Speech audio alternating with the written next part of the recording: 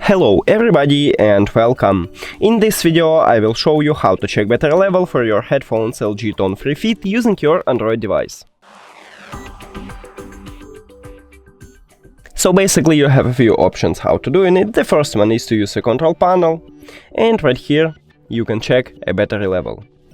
Now the second one is to go to settings, connected devices, and here you can also check a battery level, and as you can see we have a left one and a right one earbuds, and sometimes you can click at the settings icon and you will have also this information. Now the last one is to use an application. Open it, and right here at the top we have a battery percentages, so you can check it also here. That's it. Thank you for watching this video. If you found it helpful, please consider subscribing to channel and leave the like on the video. It's really important to us. See you later!